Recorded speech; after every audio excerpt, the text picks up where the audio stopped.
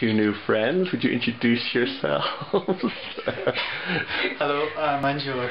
Okay. And I'm Laxmi. And I was very honored that they would read some part of a different kind of luxury. We are very privileged to have read that book. I mean, to actually have that in our own hands. Straight in our hands, straight from the author.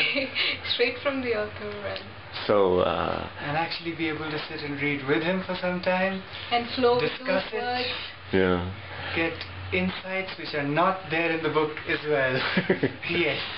So, you're the first Indians to read the book, because your English is good enough to read it. So, I would really love to have any thoughts, impressions, or just general descriptions of the book for people who haven't read it. What was valuable to you or meaningful to you? You first.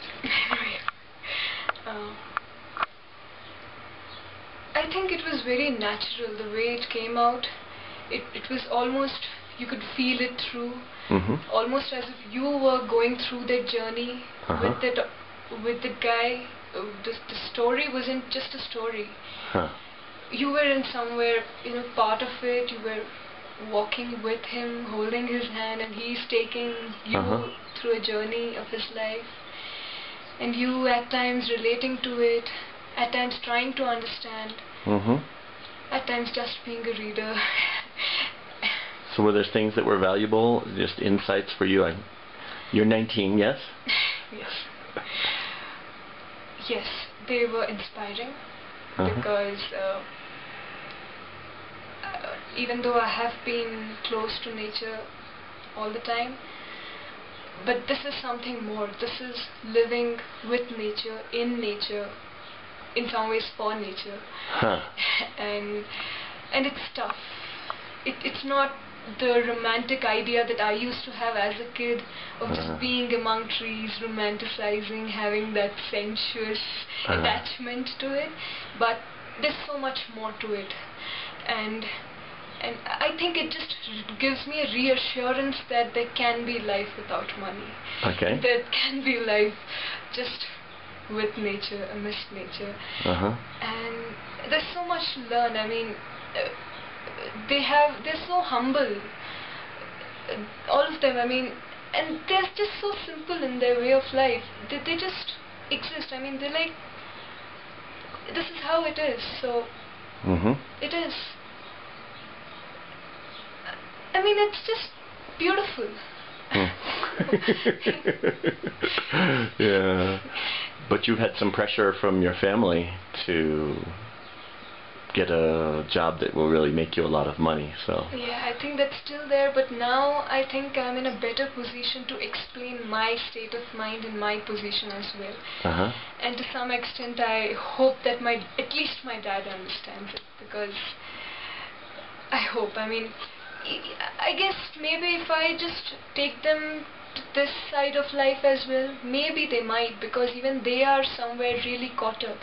I mean, even they have come out of really tough circumstances, and for them money was the only way to actually survive it through.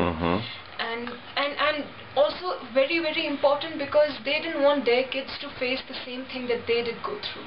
Right. They wanted their kids to be educated, to go to the bestest of the university, to make a lot of money follows gradually anyway, if you have the bestest of education and you go for the bestest of jobs. Right. So they wanted their kids to have a very secure, comfortable life, because they didn't. Right. They had to struggle it through. Right. And maybe that struggle was not so comfortable that they could give the same thing to their kids.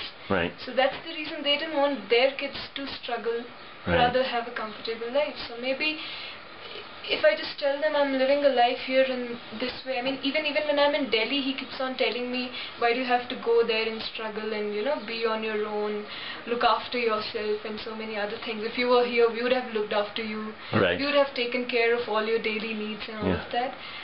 So I think we attach comfort only with material things. I think for a normal human being, it's only material things that can provide comfort.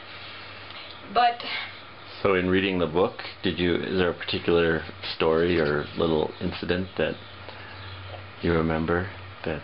I think Gufu's way of collection, documenting, and that intimacy with documentation and with time and moments and the respect for past and those moments lived. I mean, I think that was really, really intimate. I mean, yeah. I mean,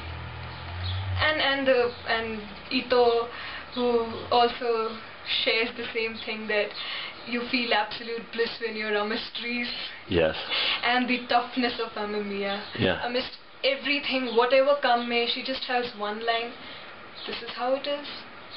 That is it. It's good enough. Great. It is good enough. So, Anjor, what were your impressions that you can share with people for me? Shall I start with the criticism? Sure. Yeah? Yeah, good. Okay. And as I'm listening to Laxmi, all the criticisms come to mind first. So Good. We only have a few minutes because we want to make this within 10 minutes long. Firstly, when Japan, when we look at it, yeah, we only see the fact that it's going for economics.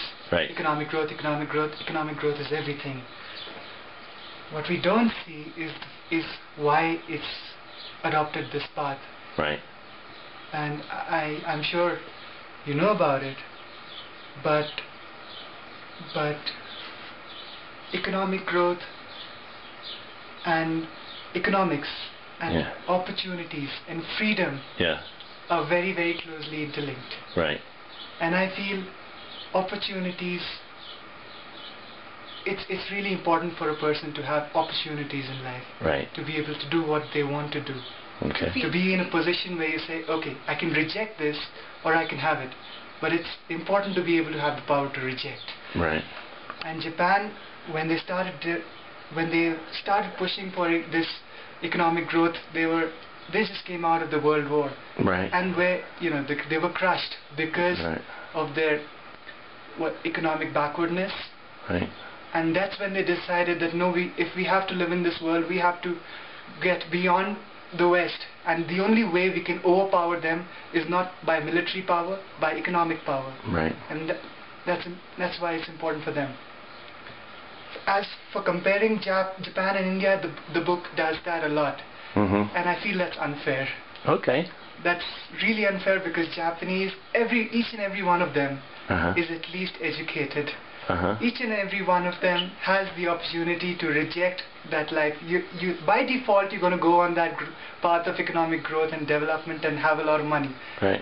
And be in the rat race. Okay. That's not the case in India. Right. By default you're not going on that path of economic growth. And by default, okay, cool. So that's my criticism of it. You don't compare Japan and India.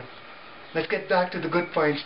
Good points are, somewhere down the line, Laxmi, you, and a lot of people in this world feel that the world is going not in the right direction. We're running after something, but we don't really want to run after it. We don't really want to be caught in this rat race, this money race for more and more, acquiring more and more. I want more. Right. And there are these people who want to break away from it, but don't know how. Right. And this book is for them. Yeah. This book is an inspiration. This book leads you through the lives. Literally, you're living the lives of those people who have looked from a distance and said, I don't want to lead this life. I want to step back. I want to lead a different life. I want to lead a life, as the book says, of inner abundance, not resource abundance. Right. And it's really inspiring. Thank you. Well, thank you. Anjor, we have about 30 seconds. Is there a particular little incident or story you want to finish with? Yes. It's, again, I repeat that line, Amamiya. You say, it's good enough. Yeah. You look at Ito, and all these things that we talk about, we think about them superficially, but we can't really, we think about art, we don't really know what it is. If you read the book, you understand what art we're is. standing at the threshold, and they've actually gone through all of it. They have actually engaged. So it's really an inspiration for us. Okay.